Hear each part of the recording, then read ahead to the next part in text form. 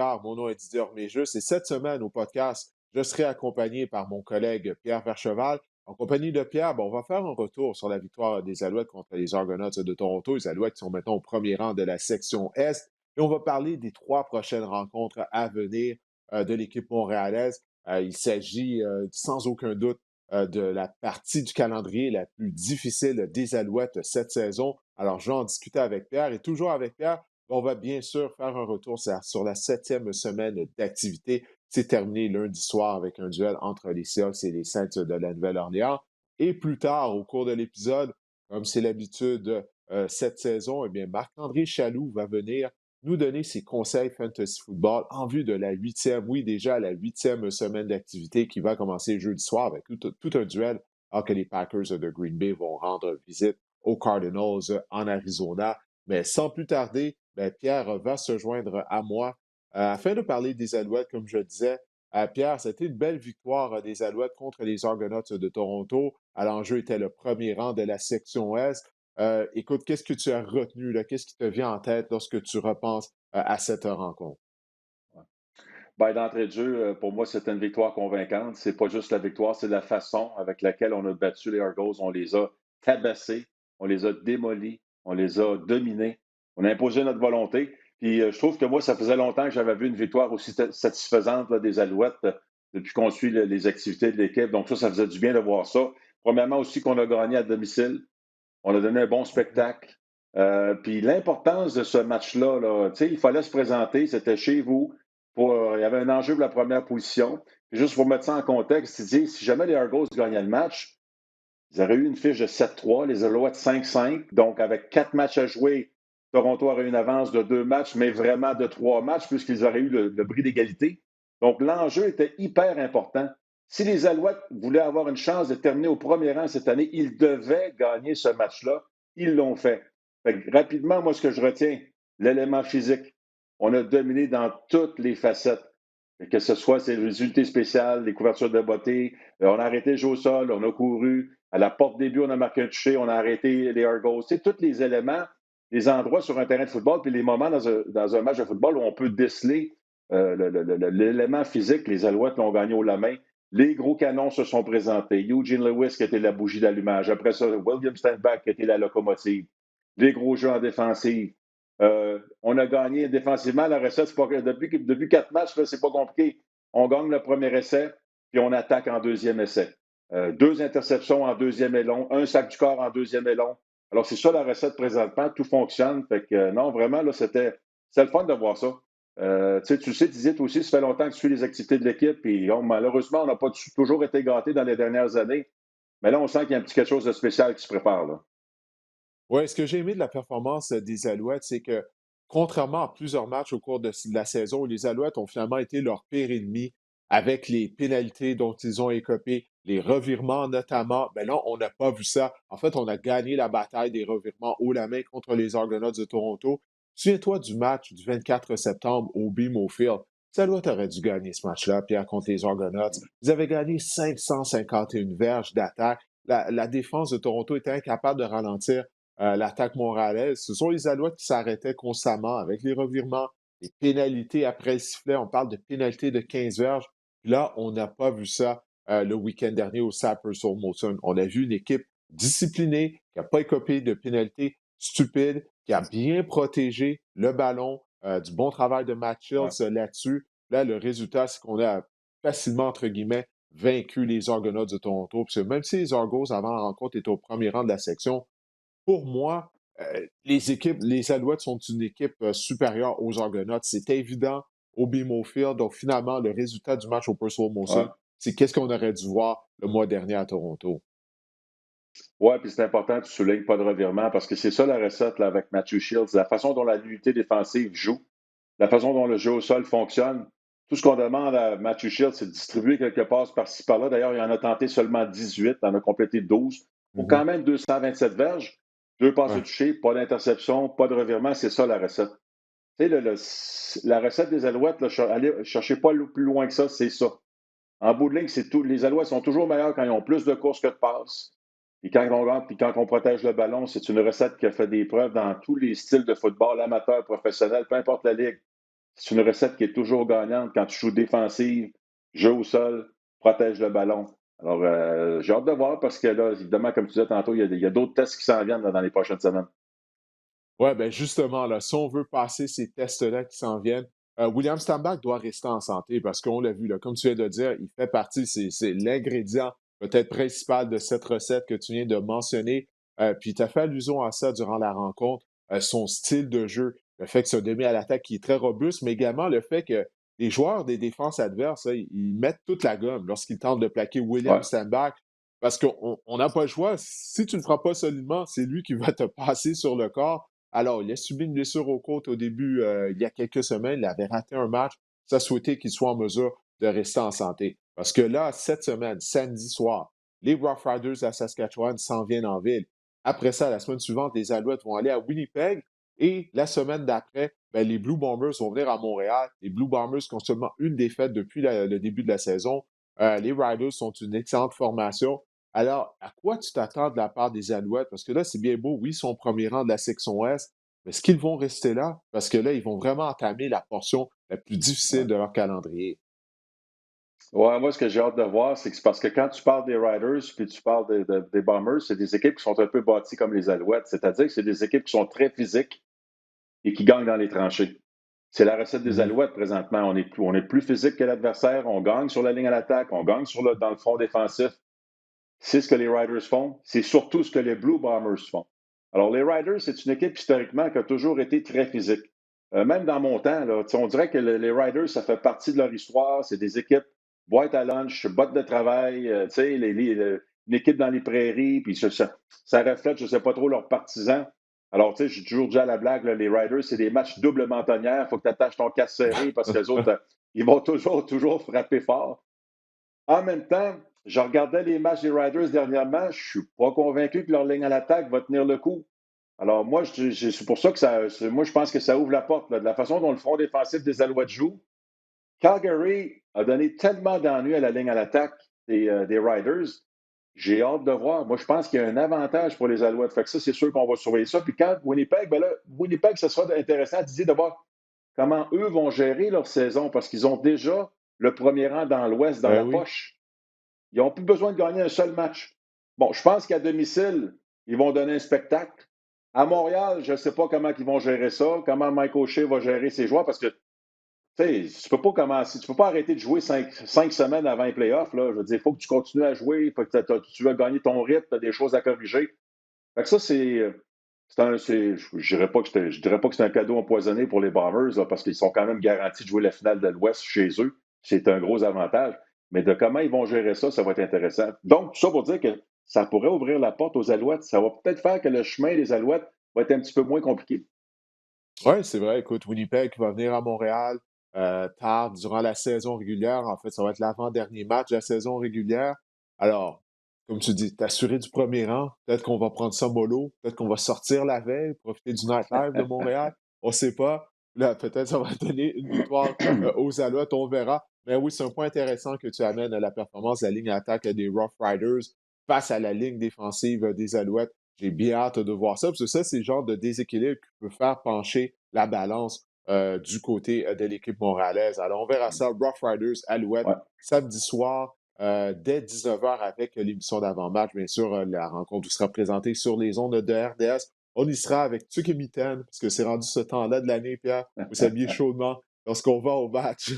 Moi aussi, c'est la même chose, même si c'était sur la galerie de presse. Il ne fait pas très chaud avec les fenêtres ouvertes. Alors, on va s'habiller chaudement. On va se tourner maintenant du côté de la NFL. C'est la 7e semaine d'activité qui s'est conclue lundi soir, comme je le disais tout à l'heure, avec le duel entre les Saints et les Seahawks. C'était une victoire des Saints de la Nouvelle-Orléans. C'est pas un grand match. On ne va pas parler de cette rencontre-là. On va se concentrer plutôt sur les matchs qui ont été plus excitants ou qui nous ont offert des surprises. Rien contre les Saints et les Seahawks, mais le reste de la saison va être long pour les Seahawks. En tout cas, soit dit en passant, Pete Carroll est un moins bon entraîneur-chef lorsque Russell Wilson n'est pas là. Je dis ça de même, ouais. Pierre. Je ne sais pas ce que tu en penses là, rapidement, mais euh, on se En tout fait cas, il met exposer pas un mal peu plus hier à d'énergie Seattle. en mâchant sa gomme. Ouais, c'est ça, il est plus nerveux. Il est plus nerveux. Mais écoute, une des belles victoires du week-end, ça a été le gain des Bengals de Cincinnati à Baltimore contre les Ravens. c'est pas juste qu'ils ont vaincu les Ravens, ils leur ont donné une claque par la marque de 41-17. Pourtant, la semaine précédente, Ouais, les Ravens avaient vaincu à domicile les Chargers. On disait, bon, ben, ça y est, les Ravens doivent être considérés comme les favoris du côté de l'association américaine. 7 jours plus tard, ça a complètement changé avec la performance des Bengals. Qu'est-ce que tu as pensé de cette ouais, rencontre-là? Moi, je sais, là, du côté de l'attaque, on a des étoiles du côté de Cincinnati, mais l'unité défensive, elle ouais. est très rapide. On a mis sous contrat des joueurs autonomes durant la saison morte, notamment Trent Rickson au niveau de la ligne défensive qui connaît une très bonne saison. Puis on a été en mesure de limiter les dégâts face à Lamar Jackson et contre le jeu au sol en général des Ravens de Baltimore.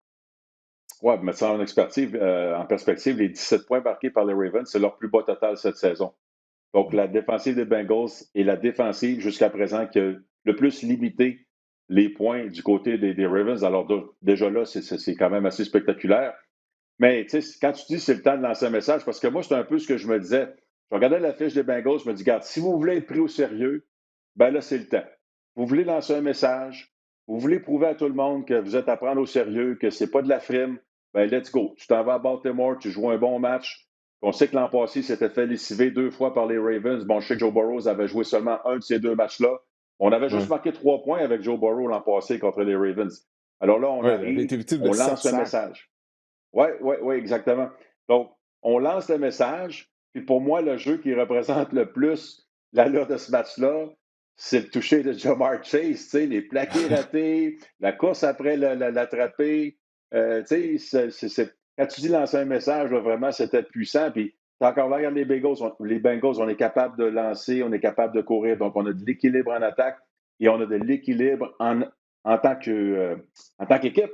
Parce que, tu sais, je regardais ça, les Bengals sont dans le top 5 pour les points loués, là. Tu sais, ça, je ne Oui, l'avais pas vu venir, là, parce que, bon, je suis pas toujours les activités des Bengals. Si on ne fait pas le match des Bengals cette semaine-là, bon, ben, j'ai pas tendance à regarder ce qu'ils ont fait dernièrement. Mais là, j'ai fait le saut. La défense des Bengals qui était dans le top 5 pour les points loués. Alors, ouais, c'est il vraiment une faut équipe leur porter équilibrée. attention maintenant, là. Ouais, il faut leur porter Ouais, attention. Ils ont passé leur message justement pour que toi, moi, pour que tous les gens qui suivent la NFL, on porte plus attention aux Bengals de Cincinnati. Comme tu viens de le dire, ils ont une des meilleures défenses de la NFL. Avec raison, on parle de Joe Burrow, de Jamar Chase, qui a été incroyable, plus de 200 verges, connaît le meilleur début de carrière d'un receveur dans l'histoire de la NFL, là, dans l'histoire de la Ligue, tout simplement. Écoute, ça a vraiment été toute une performance de leur part. Alors que de l'autre côté, les Ravens sont décimés par les blessures. Ça a commencé lors du camp d'entraînement à position de demi à l'attaque.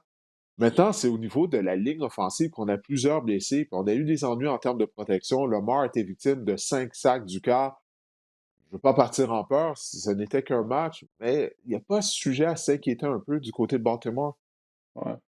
Ouais, parce que, tu sais, dans une équipe de football, bon, premièrement, tu veux jamais de blessure, là, on s'entend. Mais il y a des unités, il y a des groupes dans une équipe de football qui sont plus, c'est plus difficile à pallier les lignes à l'attaque puis tertiaire. Moi, c'est les deux unités dans une équipe de football qui ont besoin du plus de cohésion, où la communication est importante, où il faut que tu sois capable de penser la même affaire sans avoir à communiquer nécessairement. Mais ça prend des répétitions, ça prend du temps de jeu ensemble. Puis quand tu n'as pas ça, ben, c'est ce qui arrive. Il y a de la confusion, il y a des manques de communication, il y a des erreurs mentales. Alors, puis tu sais, évidemment, mais quand tu vas puiser chez. Tu sais, il y a toujours aussi des raisons pour lesquelles il y a des joueurs qui sont des réservistes, puis il y a des joueurs qui sont partants. Ouais. Hein, parce que les partants sont meilleurs, ils ont plus d'expérience, sont plus stables. Donc là, quand tu commences à faire des changements, là, tu as toute la cohésion qui prend le bord. Et en plus, bien évidemment, tu rentres des joueurs qui sont un peu moins talentueux ou qui sont certainement moins expérimentés. Et ça vient affecter toute la performance de ton attaque. Alors, parce que la ligne attaque, on s'entend, là, Didier, tout part de là. Jeu au sol, Ouais. la protection, tu sais, c'est l'âme de l'attaque. Donne-moi une bonne ligne à l'attaque, tu as des bonnes chances d'avoir une bonne attaque. Alors, non, ça, c'est pas évident. Ouais, alors en tout cas, on va voir du côté de Baltimore.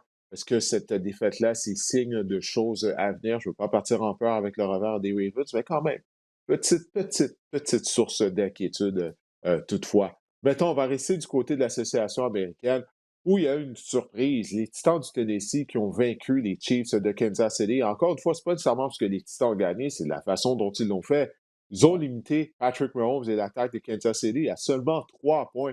Ça, Pierre, il n'y a absolument personne qui avait vu ça venir, là, parce que l'attaque non. des Titans est une des pires de la NFL.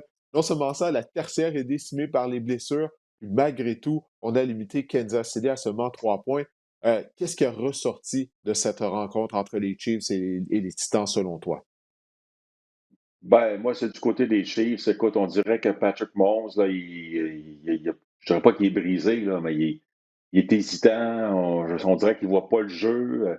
J'ai trouvé que la ligne à l'attaque, qui faisait pas si mal depuis le début de l'année, cette fois-ci a mal paru. Orlando Brown a eu un paquet d'ennuis. Tu sais, tu disais, les Titans, c'est pas une grosse unité défensive, mais ils ont quand même provoqué 3 revirements. Ils ont réalisé 4 sacs. Ils ont mis de la pression à 3, à 4. Ils ont été capables de jouer en couverture. On dirait qu'on était toujours capable d'enlever la première lecture à Patrick Mahomes. Puis là, Mahomes, il Mhm, cherchait. Puis Mahomes, il y a bien des jeux où, quand tu as la chance de revoir les reprises, il y a des joueurs qui sont démarqués. Il y a des joueurs qui sont libres. Il y a des receveurs qui étaient disponibles pour faire le jeu, mais Mahomes ne les a pas vus. Fait que je ne sais pas, là, il y a quelque chose qui se passe à Kansas City. Je ne sais pas si là, il sent qu'il faut qu'il en fasse trop parce que leur unité défensive est tellement mauvaise. Ils pressent le jeu. Puis, tu sais, 17 revirements, encore 3 revirements. Là, on est rendu à 17. Là. En 2019, on en avait eu 15. En 2020, on en avait eu 16 pour la saison complète. Là. Alors, il y a un gros problème. Puis là, Andy Reid, il aurait pu facilement sortir la phrase classique. Là, on s'est fait outplayed, outcoach, out everything, là, comme on dit. ouais. Fait que moi, j'ai trouvé que la ligne à l'attaque s'est fait brasser. Les Titans, c'est une équipe physique. Ça, on ne peut jamais leur enlever ça. Les équipes de Mike Vrabel, c'est des équipes physiques. Ça a paru. Ça a paru dans le front défensif parce que, comme tu le disais, dans le tertiaire, on avait tellement de blessures, mais le front défensif a tellement bien joué que ça a compensé. Ça a fait en sorte qu'il n'y a pas eu trop de pression sur la tertiaire des Titans. Écoute, moi, j'en suis rendu au point, je me demande si les Chiefs vont participer aux éliminatoires. En fait, je pense pas qu'ils vont être en mesure de participer aux éliminatoires. Puis je sais, ça paraît fou de dire ça, mais la liste de problèmes, Est-ce elle que est c'est une longue, réaction là. excessive, ça? Ça ne sera pas ma réaction excessive de la semaine, parce que j'ai déjà eu comme réaction excessive de la semaine que les Chiefs n'avaient pas participé aux éliminatoires. Je pense que c'est la semaine passée ou il y a 2 semaines. Mais écoute, je vais donner le bénéfice du doute à Andy Reid, OK? Ça fait plus de 20 ans qu'il est entraîneur-chef dans la NFL, ça fait une vingtaine d'années. En tout cas, il a toujours eu du succès. Mais écoute, tu as mentionné les problèmes qu'on a. Mahomes qui tente d'en faire trop à cause que la défense est poreuse. L'unité défensive qui arrête personne. La ligne à l'attaque, on a investi du côté de la ligne à l'attaque, on l'a remodelé. On a signé Orlando Brown, puis lui s'est fait battre à plate couture pendant toute la rencontre. On a repêché des joueurs de ligne à l'attaque. Malgré tout, on n'est pas en mesure de bien protéger Patrick Mahomes. Le jeu au sol qui n'a pas bien fonctionné contre les Titans du Tennessee. Donc, encore une fois, la liste de problèmes, elle est Ouais. longue. Je ne sais pas si on va pouvoir régler tous ces problèmes-là. Puis je me demande, est-ce que là, ça ouvre pas la porte peut-être pour réinsérer Laurent Duvernay-Tardif au sein de la ligue à l'attaque partante. Peut-être Laurent qui est réduit Ouais. à un rôle de réserviste depuis le début de la saison. Donc, il y a trop de questions du côté des Chiefs pour que je croie qu'ils seront en mesure de redresser la barre. Ouais, ben, tu sais, peut-être, là, c'est peut-être le temps, justement, Andy Reid, de dépoussiérer ton livre de jeu, tes stratégies par le passé, parce que là, clairement, ce qu'on voit, c'est que l'adversaire joue beaucoup avec 2 maraudeurs. On ne veut rien donner dans les zones profondes. On s'est aperçu que si on est capable de limiter les gains de Tyreek Hill, les Chiefs ne gagneront pas. C'est pas la même attaque. Ouais. On enlève les coups de circuit. Alors, peut-être que vous nous donnez le jeu au sol, ben regardez bien, moi, je vais sortir avec 3 ailiers rapprochés. Je vais sortir avec des formations musclées, avec un 6e joueur de ligne à l'attaque. On va courir, puis on va vous forcer à changer vos stratégies, à vous adapter. Puis là, on va revenir. Tu sais, c'est comme si là, les Chiefs s'entêtent à toujours faire les mêmes choses. Hey, change tes formations, change ton groupe de personnel, fais quelque chose. Je sais pas, là, tu sais, Andy Reid n'a clairement pas besoin de mon aide, là, mais c'est parce que là, on concède le jeu au sol aux Chiefs, mais les Chiefs n'en profitent pas assez. Puis Mhm. martèle-le, puis Ouais. là, fais tes courses avec 2 ailiers rapprochés, 3 ailiers rapprochés, fais ton play action après ça, change l'identité de ton attaque parce que l'adversaire, clairement, ils ont trouvé un filon dernièrement, comment limiter les gains des Chiefs. On dirait que les Chiefs s'entêtent à continuer à faire ce qu'ils font. Puis clairement, dans les dernières semaines, les adversaires ont figuré ce que font les Chiefs. Oui, si je ne me trompe pas, ça avait commencé avec les Ravens. C'est les Ravens qui étaient arrivés avec ce plan de match de mettre au défi des Chiefs de marquer des points, mais sans utiliser Tyreek Hill. On avait utilisé 2 demi-défensifs contre Hill la majorité du match. Et on a vu, ça a été répété par la suite, de limiter les gains de Tyreek Hill, puis comme tu l'as dit, de limiter les gros jeux contre Kansas City. Bref, beaucoup de pain sur la planche pour Ouais. Andy Reid. au cours de la semaine. Ça, il n'y a aucun doute là-dessus. Écoute, on va parler d'autres sujets du côté de la NFL. J'aimerais qu'on parle des Lions de Détroit, Pierre. Les Lions qui ont une fiche d'aucune victoire et 7 défaites. Ma question est simple. Est-ce que les Lions vont finir par gagner un match après une autre défaite crève-cœur contre les Rams? Les Rams qui étaient favoris par quoi? Je pense que c'était par 16 points, 16 points et demi afin de l'emporter. Et puis, si tu me le permets, là, je vais faire, comme on dit en anglais, un rant. Il faut que je me vide le cœur concernant Jared Goff. OK, Pierre, Dan Campbell et son groupe d'entraîneurs, ils ont tout fait pour gagner le match. Sur la première Ouais, séquence, Goff a complété une passe de toucher à DeAndre Swift. C'était une courte passe, genre de 5 verges. Swift a couru 55 verges par la suite pour aller marquer le toucher. Bon, OK, parfait, c'est une passe de toucher qui va à la fiche de Jared Goff. Mais ensuite de ça, on est allé de bas et court. On a volé une possession aux Rams. On a pris possession du ballon. On a fait 2 jeux truqués sur des bottées de dégagement. Et ça a fonctionné avec succès. Donc, on a volé 3 possessions au niveau des unités spéciales aux Rams. Donc, ça explique pourquoi le match a été serré. Le jeu au sol fonctionnait bien avec Swift, avec Jamal Williams. Puis là, au 4e quart, on tirait de l'arrière par 6 points. Touché, converti, on aurait pu prendre l'avance. Puis on a fait cette séquence-là avec quoi? Avec le jeu au sol, avec de courtes passes à nos porteurs de ballon. À un certain moment donné, DeAndre Swift était épuisé, Pierre. Taillé sur les lignes de côté, Jamal Williams embarque. Il gagne des verges au sol. On convertit des 4e essais. Là, on demande à Goff de compléter une passe en zone début. Elle est interceptée. Le match est terminé là. Interception de Jalen Ramsey. On lui a demandé de faire un jeu ou à peu près. Écoute, il a tué les Lions. C'est vraiment décevant. Je comprends Dan Campbell, sa frustration ouais, là, lors de son point de presse lors de la semaine précédente. En tout cas, je vais juste me vider le cœur parce que je me ouais, sentais mal pour les Lions. J'ai vu vraiment un groupe d'entraîneurs, des joueurs qui ont tout donné, puis Jared Goff qui a bousillé tout ça à la fin de la rencontre. Peut-être ouais, qu'on aurait perdu quand même, mais en tout cas, écoute, c'était ma montée de lait ouais, pour l'épisode de cette semaine. ouais. Non, t'as bien Mais, fait, puis c'est toi qui utilises l'expression des fois, là, l'agent double. Hein, il est capable de faire gagner ouais. les 2 équipes. C'est son cas. Hein, contre son Mais là, ces temps-ci, adversaire, il fait contre son juste ancienne gagner équipe en plus. l'équipe adverse. Là. Ouais, ouais. Non, mais c'est frustrant, mais tu sais, quand même, les Lions, au moins, ce qui est intéressant, tu sais, bon, c'est vrai, 0-7, c'est pas le fun, là. Mais, tu sais, je vois encore une équipe qui se bat, je vois avoir une équipe qui met un effort, qui a de l'intensité, qui fait tout.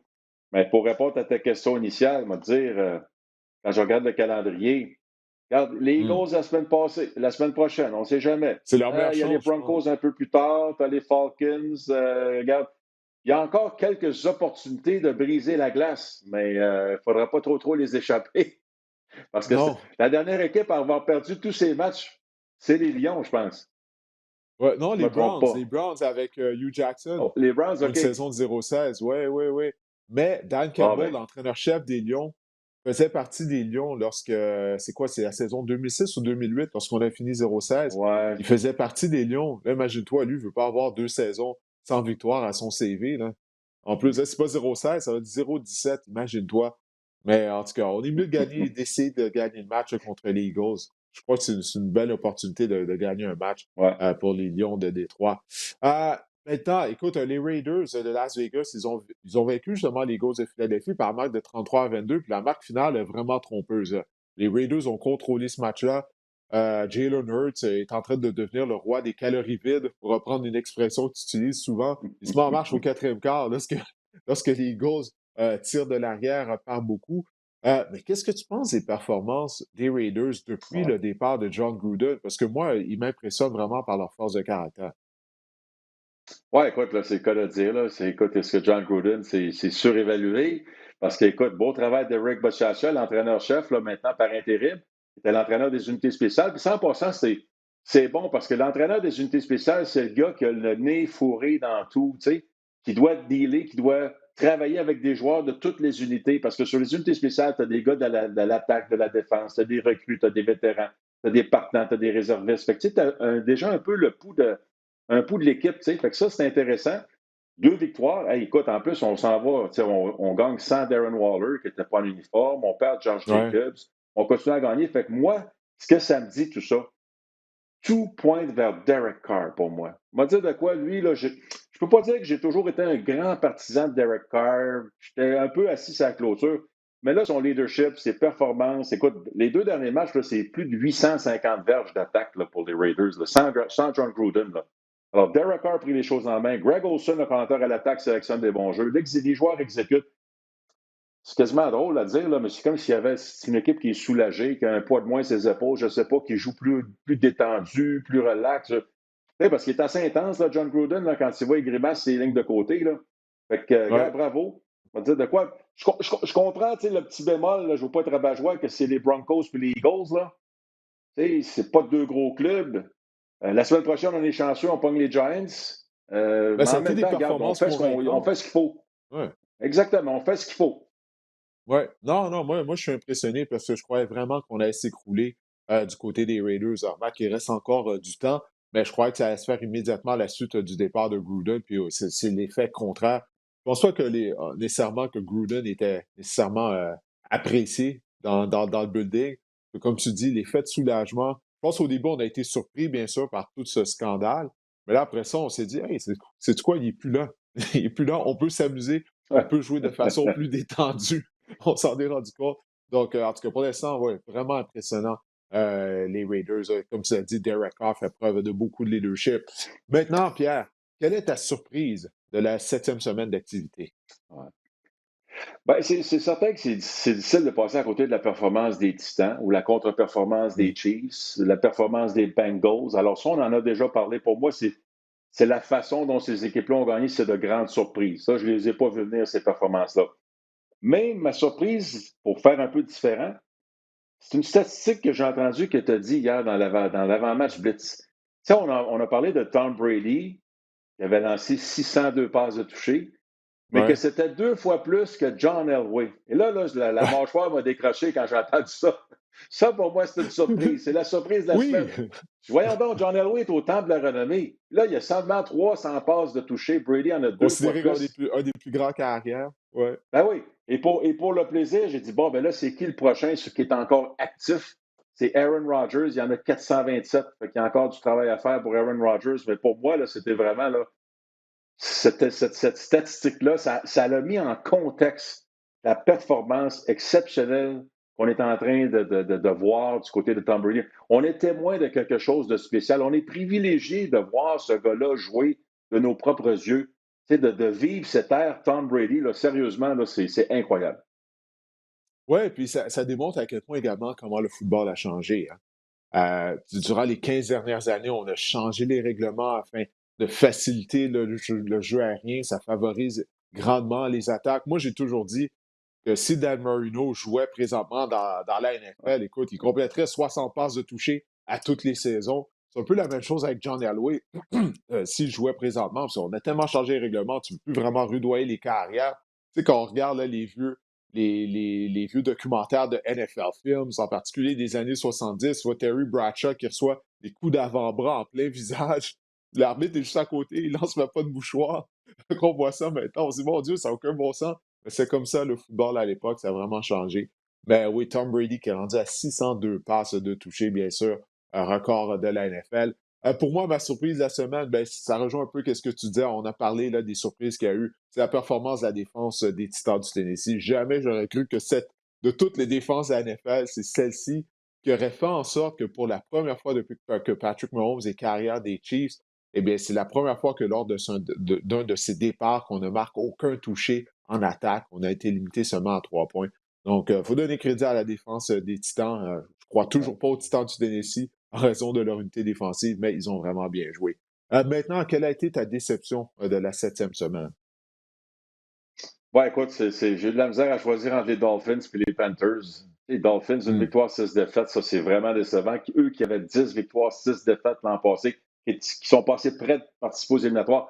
Mais ma déception, c'est les Panthers. Là. C'est les Panthers, c'est Sam Darnold. On perd 25-3 contre les Giants de New York. On se fait clouer au banc au 4e quart. Le gars, c'est une machine à revirement depuis 4 matchs. On est parti avec une fiche de 3-0. Le mirage, ça y est, Sam Darnold, il on l'a réchappé. Ça va bien aller avec Joe Brady puis les Panthers, puis tout d'un Adam coup, Gaze c'est n'est plus quatre là pour défaites ruiner sa d'affilée. carrière. Ouais, non, c'est ça. Fait que là, c'est 4 défaites d'affilée. Écoute, il lance quoi? 7 interceptions ces 4 derniers matchs. Mauvaise décision, tu sais, victime d'une pénalité dans la zone des buts, ça donne un toucher de sûreté. Bref, Ça revient au Sam Darnold qui voyait des fantômes contre les Patriotes. Là. On dirait que c'est cette version-là qui est revenue pour les Panthers. Ouais. Non, non, écoute, tu as entièrement raison. C'est vraiment une déception la performance de Sam Darnold. Il a été cloué au banc au quatrième quart. On a envoyé P.J. Walker au poste de quart. Toutefois, immédiatement après le match, Matt Rhule a dit que Darnold allait être son Ouais, carrière partant pour cette semaine. Mais j'ai l'impression que pour une quatrième année de suite, on va avoir un nouveau carrière partant l'année prochaine du côté des Panthers. 2019, Cam Newton. 2020, Teddy Bridgewater. Cette année, Darnold. J'ai l'impression qu'on va passer à un autre appel. Moi, ma déception, Pierre, sais-tu, c'est qui? Ce sont, en termes d'équipe, ce sont les 49ers de San Francisco, plus en particulier Kyle Shanahan. Kyle Shanahan qui a la carte de gourou. On va peut-être devoir lui retirer cette carte de gourou en attaque, là, parce que son attaque, elle ne fonctionne pas, là, ça ne fonctionne pas bien du côté des Niners. Les gens sont portés à critiquer Jimmy Garoppolo, mais non, ça a été une performance décevante. Puis je sais qu'il pleuvait, il ventait à San Francisco dimanche soir contre les Colts. Mais les Colts, ils ont réussi quand même à créer des jeux explosifs. C'est pour l'ensemble de l'œuvre depuis le début de la saison. Les Niners me déçoivent. Je croyais maintenant qu'ils allaient être plus en ouais. santé. On allait revoir l'équipe qui s'est rendue au Super Bowl il y a 2 ans. Donc, moi, c'est ma déception de la semaine. Les 49ers de San Francisco, en particulier leur entraîneur-chef, Kyle Shanahan. Maintenant, c'est le moment tant attendu. Quelle est ta réaction excessive, ton overreaction à la suite de la 7e semaine d'activité? Ben, écoute, moi, ma réaction excessive, puis peut-être que ça ne l'est pas, là, mais moi, c'est Justin Fields, il est cassé, il est brisé, Déjà? il est démoli. Il Hey, vient de as-tu vu son commencer, sa langage carrière vient de corporel sur le commencer. banc? Ça n'a Ouais, quand il était aucun bon assis, là, sens. écrasé. Ouais. Ben oui, ce gars-là, là, il a checké out, là, c'était comme, c'est fini. On dirait, voyons donc, ils sont en train de le démolir, ils sont en train de le ruiner physiquement, mentalement surtout. Il avait l'air complètement dépassé. Il avait l'air, écoute, là, il se posait la question, qu'est-ce que je suis en train de faire ici? Je me souvenais pas d'avoir vu ce genre de réaction. Normalement, sur le banc, tu es en train de regarder la tablette, tu es en train de regarder des Mhm. vidéos, tu es en train de jaser avec ton entraîneur des corps, avec un coéquipier, tu parles d'ajustement. C'est comme si là, c'est laissez-moi tranquille. Regarde, c'est comme si lui, il était déjà dans l'avion de retour pour retourner à Chicago. Moi, ça m'a frappé. Fait qu'écoute, moi, Ouais. il m'avait l'air d'un gars brisé. Ouais, non, mais c'est vrai, ouais, non, mais c'est vrai, moi aussi, là, je me demandais, mon Dieu, qu'est-ce qui se passe avec Justin Fields? Il a vraiment la mine basse sur les lignes de côté, assis tout seul. J'étais comme, OK, est-ce qu'on l'a retiré du match? C'était mon premier réflexe. Puis non, il continuait de jouer, puis il avait ce langage corporel-là sur les lignes de Ouais. côté. Non, écoute, je suis pas prêt à dire qu'il est brisé déjà, mais c'est vrai que visuellement, là, ça. Ouf, il n'avait pas l'air en confiance sur les lignes de côté à Tampa Ouais. Bay contre les Bucks. Ben écoute, c'est drôle que tu as choisi Justin Fields parce que moi ma réaction excessive de la semaine, c'est un carrière recrue également. C'est Zach Wilson. Puis c'est pas de sa faute. Mais moi, je pense que ce sont les Jets qui sont en train de ruiner la carrière de Zach Wilson déjà. Là. On n'est même pas à la mi-saison. Wilson qui va être absent pendant une période de quoi, de 2 à 4 semaines en raison d'une blessure à un genou. Il s'est déchiré un ligament. Mais c'était tellement prévisible, tout ça, Pierre. On a vu ça s'en venir dès le camp d'entraînement. Tout d'abord, on n'a jamais mis sous contrat un carrière vétéran afin d'épauler Zach Wilson ou de l'avoir comme police d'assurance si Wilson se blesse. On a une Ouais. mauvaise ligne à l'attaque. Je sais que le bloqueur à gauche, Michael Becton, s'est blessé tôt durant la saison. Mais malgré tout, la ligne à l'attaque n'est pas bonne. Le pauvre Wilson se fait tabasser semaine après semaine. Ce n'était qu'une question de temps avant qu'il se blesse. Puis, je ne suis pas convaincu que Robert Saleh, c'est un bon entraîneur-chef. Je ne suis pas convaincu non plus que le frère de Matt Lafleur, qui est coordinateur offensif, sait ce qu'il fait. Son prénom m'échappe, mais peu importe. On a déjà vu Mike. les Jets ruiner la carrière. Ouais, Mike Lafleur, écoute, on a déjà vu les Jets ruiner la carrière de plusieurs joueurs. J'ai peur que c'est ce qui est en train d'arriver avec Zach Wilson Ouais. après 7 matchs seulement. Lorsque je l'ai vu par terre, c'était le match en boitant, je me sentais mal pour lui. Je me sentais mal pour le carrière recrue. Ouais. Ouais, non, écoute, puis c'est là où tu parles de Mike Lafleur, c'est parce que là, on est quand même rendu loin là, de Sean McVay. Là. Tu sais, je comprends qu'on essaie d'aller chercher Sean McVay à travers tout ça. Mais là, on commence à être pas mal loin dans nos étapes. Là. On est Oh, combien de niveaux c'est ça, les éloignés degrés de de Sean séparation, McVay? là. Ouais. Oui. On on est rendu à quoi? 5-6 degrés de séparation de Sean McVay, là? Ouais, Ouais, ouais, en tout cas. absolument. Mais Fait en tout que, bon, on essaie de recréer la recette, mais tu sais, à un moment donné, il n'y a rien, il n'y a personne qui connaît mieux le système que l'architecte du système. non, non, c'est ça, là, c'est ça. On essaie de recréer la recette de sauce à spaghetti, mais il y a beaucoup d'eau, là. Elle est diluée complètement, la sauce à spaghetti. Bon, ben écoute, Pierre, je te remercie. Je sais là, que, ben, écoute, tout comme moi, tu as un week-end chargé. Nos fins de semaine sont toujours très occupés avec la Ligue canadienne, la NFL, bien sûr, mais je te remercie d'avoir pris de ton temps afin de passer et de participer à cet épisode du podcast. Je te souhaite de passer une bonne fin de journée et puis on se revoit. Dans quelques jours, jeudi Ouais, soir, on a un excellent match, Packers contre Cardinals. oui, Je ne sais pas si Devante Adams va être là, là. Il est sur la liste de la COVID. Ça ne lui donne pas beaucoup de temps, en fait, de tester négatif, mais j'espère qu'il va être là, là. ouais. C'est tellement un bon match. Ben oui, Packers, 6 victoires, défaites, puis les Cardinals sont invaincus. super. Merci Didier, bonne fin de podcast. Ben, merci. Attention à toi. Bonne fin de journée. Ouais. Alors, le moment est venu maintenant de se tourner au niveau du fantasy football. Marc-André Chaloux va venir se joindre à moi afin d'y aller de ses conseils en vue de la 8e semaine d'activité au niveau du fantasy football. C'est incroyable comment la saison se déroule vite, hein. C'est bientôt la mi-saison du côté de la NFL et du côté également de votre saison de fantasy football, si vous êtes un propriétaire d'une équipe fantasy football. Alors, Marc-André, sans plus tarder, on va y aller avec tes recommandations de la semaine, là. Quels sont les joueurs qu'on devrait cibler au niveau du waiver wire afin de donner un petit coup de pouce à notre formation de fantasy? On va commencer par aller faire un tour à Philadelphie, alors qu'on le sait, Didier, Miles Sanders s'est blessé lors du dernier match contre les Raiders.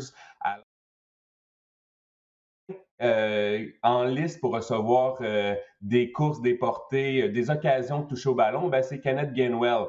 Kenneth Gainwell a bien fait en relève à Miles Sanders la semaine dernière, 61 verges et un touché, une dizaine de points fantasy. Et ce qu'on cherche à obtenir du côté des Eagles, ou en fantasy du moins, c'est l'affrontement contre les Lions. Il y aura des opportunités de courir. Les Eagles devraient être compétitifs contre les Lions dans l'affrontement contre les Lions. Il va y avoir des opportunités pour Kenneth Gainwell d'exceller. Il est un excellent porteur de ballon en situation de passe. Donc, Kenneth Gainwell devient peut-être un ajout assez important pour des formations fantasy qui sont à la recherche d'un excellent porteur de ballon numéro 2 ou ce qu'on appelle un flex, un pivot également pour cette semaine ou la semaine à venir, pour la semaine numéro 8. Il faut dire, par exemple, peut-être un petit bémol, parler un peu de Boston Scott aussi, qui n'avait pas obtenu de course cette saison avant le dernier match. Et Boston Scott aussi est disponible dans la majorité des ligues fantasy. Donc, Boston Scott pourrait avoir davantage d'action, spécialement lors des premiers et deuxièmes essais en situation de course. Donc,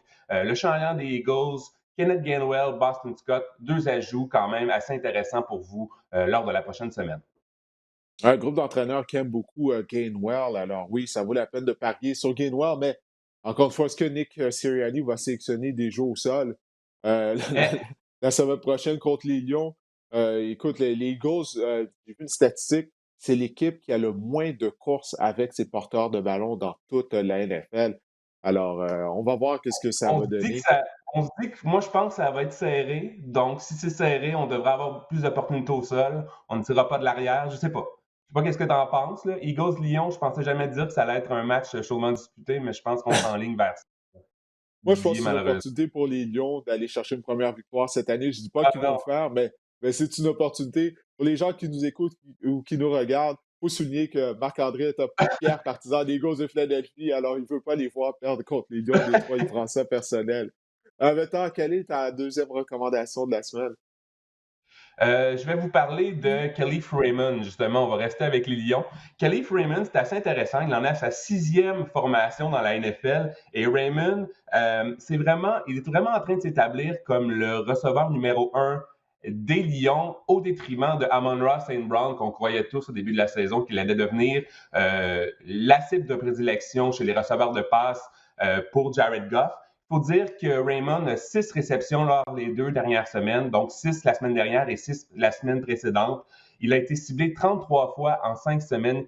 Et la semaine dernière contre les Rams, il a vraiment il était utilisé comme un receveur de passe numéro 1. Il a obtenu 11,5 points fantasy, 115 verges au sol et Bon, on peut penser qu'à long terme, l'attaque des Lions va vraiment tirer de l'arrière plus souvent qu'à son tour lors des matchs. Donc, Calais Freeman, peut-être le surveiller, peut-être l'ajouter sur votre banc pour l'instant, ou si vous avez des problèmes en raison des congés de vos joueurs, ça peut être une option intéressante. C'est un joueur aussi qui est vraiment utilisé dans les zones profondes, donc des longs jeux, des longs gains, et ça, au point de vue fantasy, ça peut être payant. Et contre les Eagles, bon, la défense des Eagles est vraiment très ordinaire, même si ça me rend triste de vous dire ça. Mais donc, ça peut être un bon affrontement ou un affrontement appétissant pour Calif Raymond cette semaine. Oui, alors, écoute, les receveurs ont des succès contre la tertiaire des Eagles. On verra maintenant si les receveurs des Lions pourront avoir du succès également. Maintenant, quelle est ta troisième recommandation de la semaine au niveau du waiver wire?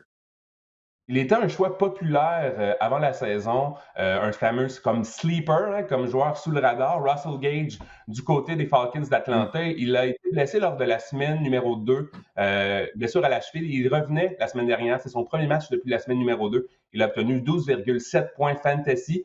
Bon, là, vous allez me dire que c'était les Dolphins de Miami, une défense exécrable, mais il faut dire que Russell Gage a quand même bien fait, il a bien paru sur le terrain. Et il a un affrontement favorable contre les Panthers de la Caroline. Vous en avez parlé avec Pierre tantôt. Les Panthers, ça ne va pas du tout. La défense est exécrable, l'attaque est exécrable. C'est pénible du côté des Panthers. Donc, il y a probablement des points fantasy à faire cette semaine, pardon, du côté de Russell Gage. Et il faut simplement mentionner, par exemple, qu'il demeure quand même la troisième option par la passe dans l'attaque des Falcons, derrière Kyle Pitts et derrière Calvin Ridley. Mais je pense que contre les Panthers, qui se cherchent en défense cette semaine, Russell Gage peut vous être utile fantasy. Oui, la défense de la Caroline, là, ben là, on a perdu nos 4 derniers matchs du côté des Panthers. Et durant cette séquence-là, l'unité défensive s'est montrée très généreuse. Alors oui, c'est pas une mauvaise idée de peut-être faire jouer tous les joueurs des Falcons contre la défense de la Caroline. Quels sont les autres joueurs que tu nous recommandes de cibler cette semaine? Ben, on commence à comprendre un peu le concept de regarder qui joue contre les Chiefs cette semaine, la défense des Chiefs. Ben, c'est les Giants de New York. Donc, Daniel Jones pourrait s'avérer être une option intéressante au poste de quart si vous avez des quarts en bail ou en semaine de congé.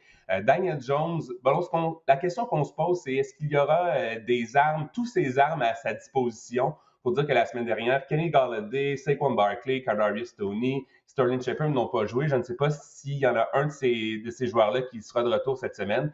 Mais Daniel Jones, de par son talent au sol également, il va chercher des verges au sol. Il devient une option intéressante. Allen Lazard, lorsque j'ai préparé ce tableau, Allen Lazard, je voulais vous en parler comme receveur de passe numéro 2. Il avait obtenu 11 réceptions lors des 2 derniers matchs, 2 touchés également. Sauf que là, avec la possible perte de Devante Adams, qui est dans le protocole des commotions, le protocole de la COVID-19, pardon, de la NFL, ça serait surprenant de le voir en uniforme jeudi contre les Cards. Donc, Allen Lazard devient vraiment un ajout prioritaire de potentiellement être la cible de prédilection dans le jeu aérien pour Aaron Rodgers.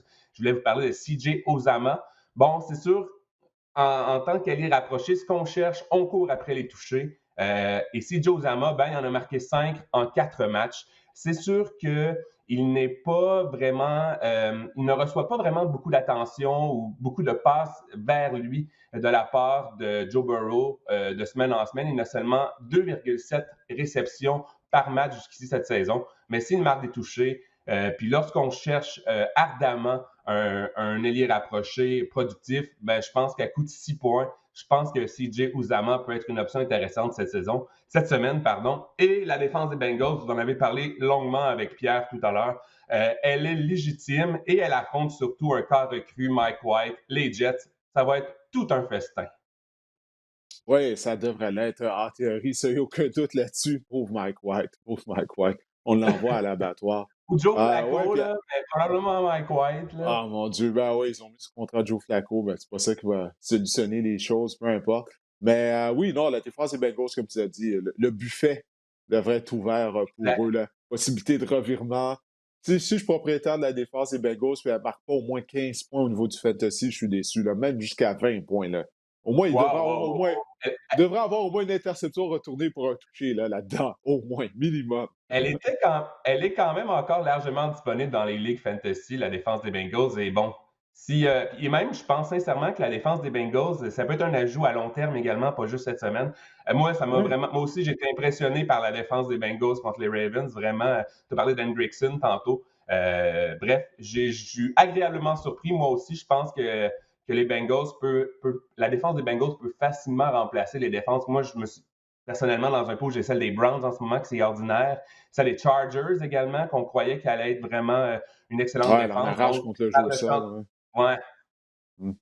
Fait que, tu sais, les Bengals, ça peut remplacer assez facilement ce genre de défense si vous avez ce genre de défense dans votre fantasy.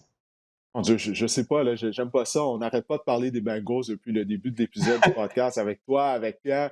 Là, est-ce qu'ils vont pas nous laisser tomber là, au cours des prochaines semaines, redevenir les Bengals? En tout cas, on verra. Je tiens à dire que Maintenant, Robert Tonyan, je l'ai tellement démoli la semaine dernière qu'il a inscrit un touché cette semaine. C'est toujours ça qui ouais, arrive. finalement, mais tu avais raison. Écoute, il faisait rien, là. Il faisait rien, il n'était pas ciblé, c'est pas nécessairement de sa faute. Ouais. On dirait qu'il fait plus partie intégrale du plan de match du côté des Packers. Cette Mhm. semaine, tu vas y aller de tes confessions au niveau du fantasy football. Là. Tu vas émettre des excuses envers certains joueurs que tu avais Exact. peut-être sous-estimés avant le début de la saison. Je vous ai démoli de Jamar Chase il y a quelques semaines. Non, en vous disant qu'il n'avait vraiment pas, qu'il avait un ratio passe capté touché vraiment trop impressionnant pour être un joueur fantasy élite. Eh bien là, je me rétorque cette semaine. J'ai appelé ce segment de ma chronique les confessions fantasy. Jamar Chase, Didier, il est le deuxième receveur fantasy en ce moment. Et bon, moi, j'ai regardé le match contre les Ravens aussi en fin de semaine dernière et il a vraiment été impressionnant. OK, les mauvaises langues diront que son toucher était peut-être un gain de 10 verges, que les 4 Ravens ont manqué leur plaqué, mais force est d'admettre que Jamar Chase, il est dominant et on dirait que des fois, il a comme c'est arrivé dimanche, il y a un lent départ lors du match, dans le match, puis on dirait que la cloche des 2 minutes, la première mi-temps ou la première demi sonne et là, il devient une machine à capter des ballons. C'est vraiment impressionnant ce qu'il fait, Jamar Chase. Il faut dire que en début de saison, on croyait que les Bengals en allaient en arracher. Puis les rapports étaient où ce qu'on recevait du camp du Bengals, on disait que Jamar Chase il connaissait un camp laborieux. Donc, pour moi, ça a été une façon peut-être je voyais peut-être en lui vraiment un choix osé où ce qu'on pouvait le prendre dans les rondes 4 ou 5, mais vraiment Jamar Chase, vraiment impressionnant. Joe Burrow, même affaire, même chose. Il est un top 10 fantasy. On voit un peu les flashs d'un corps arrière élite et dans la NFL et au niveau fantasy. Bref, en ce moment, tout fonctionne pour les Bengals. Une attaque explosive, une défense surprenante. Bref, les Bengals. Vous pouvez habiller tous vos joueurs des Bengals. Je pense à T. Higgins également. Je pense à Tyler Boyd. Je pense à Joe Mixon qui connaît des bons moments. Donc, Samar J.P. Ryan aussi. Donc, pour l'instant, les Bengals, Mhm. je pense que c'est une attaque vraiment intéressante au niveau fantasy. Jamar Chase, il connaît tout simplement le meilleur début de carrière dans l'histoire de la NFL à la position de receveur, rien que ça. Alors, il est sensationnel là, depuis le début de la saison. Maintenant, une autre confession au sujet du demi à l'attaque des Buccaneers de Tampa Bay, Leonard Fournette. Didier, j'ai jamais été un fan de Leonard Fournette pour le personnage aussi, là, je veux dire l'attitude, là, comment il a quitté ou la fin de son aventure avec les Jaguars et le Ah, mais tu début peux de pas son le blâmer aventure pour ça. Comment? C'était avec les les Jaguars, Buccaneers. là. Toi aussi, tu aurais tout fait pour t'évader de Jacksonville. Puis, lorsqu'il a signé avec les Buccaneers, il a connu quand même de bonnes éliminatoires l'année passée. Mais là, je me disais en début de saison, on paie un prix vraiment cher pour acquérir Leonard Fournette dans nos repêchages lorsqu'on sait qu'il y avait Ronald Jones et même les Buccaneers avaient signé Giovanni Bernard en situation de passe. Donc, je me demandais, c'était vraiment euh, à quel point le rôle ou quel aurait été le rôle ou quel sera le rôle de Leonard Fournette dans cette attaque-là? Bien, il faut dire que depuis 4 semaines, il est vraiment dominant. Il est en train d'émerger de ce champ arrière peuplé qui est celui des Buccaneers. Donc, plus de 13 points de fantasy lors des 4 dernières semaines, Leonard Fournette. Il est dans le top 10 à la position de demi-offensif. Et comme moi, si vous étiez sceptique, je suis en train d'être confondu. Je me confesse. Et on peut vraiment, je pense sincèrement que d'ici la fin de la saison, et même si c'est une attaque prolifique, celle des Buccaneers, on peut vraiment faire jouer ou insérer avec confiance dans notre formation Leonard Fournette. Il va être productif.